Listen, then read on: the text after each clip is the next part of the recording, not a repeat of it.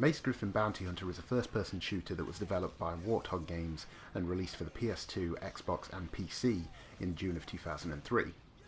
At time of release, this FPS received extremely mixed reviews, ranging from 4 out of 10 all the way up to 9 out of 10 from some publications. While reviewing the game, I did try and find some information on the commercial performance of the title. Information on the number of sales seems to be non-existent, and I also discovered that a GameCube version of the game was cancelled, which may give some indication on how well it sold.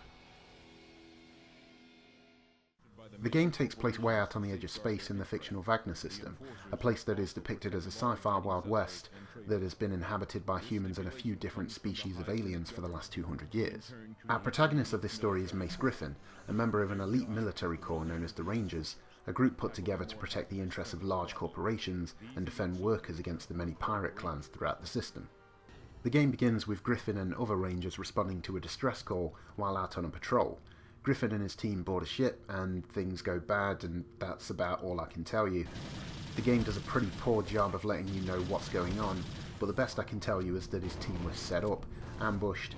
Griffin is the only one who makes it out alive as the ship explodes, and for some reason, he's the one to blame. This results in a 10-year prison sentence for Griffin.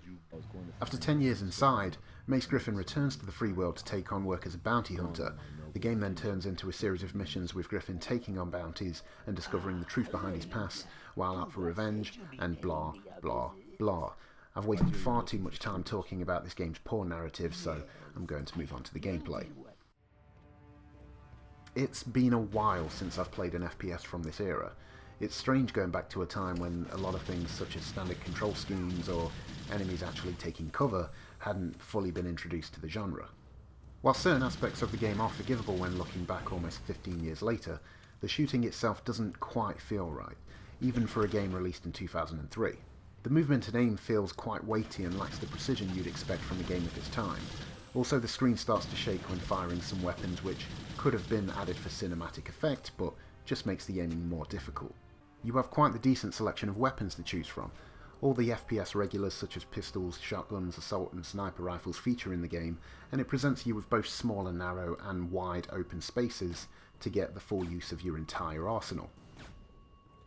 The most unique aspect of the game is the seamless transitions from the on-ground shooting to the dogfights in space. Most missions begin with you approaching your destination in your spaceship, clearing out enemy ships, landing to take care of your mission, and then leaving your destination the same way you came in. This is all done without any loading screens, and it is quite impressive.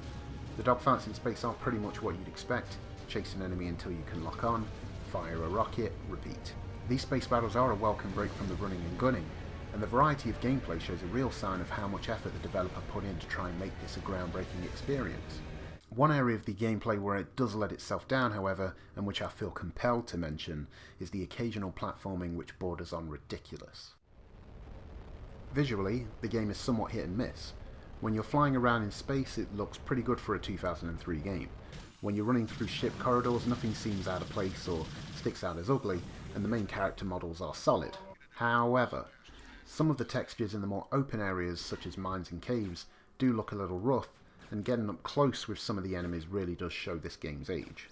I also feel that I have to mention two technical aspects of the game that really frustrated me. First is the audio anytime a character tries to contact Mace Griffin via radio, as information on a mission or context to a story could be lost due to its poor quality.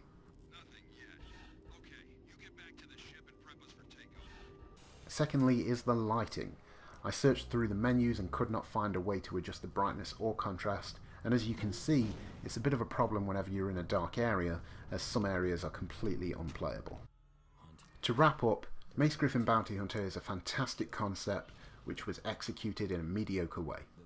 The idea of a bounty hunter travelling through space and encountering different species and taking on a variety of tasks on foot and in a spaceship is an idea that sounds fantastic. I cannot fault the developer's ambition for this title, it's just a shame that nothing about it really blows you away.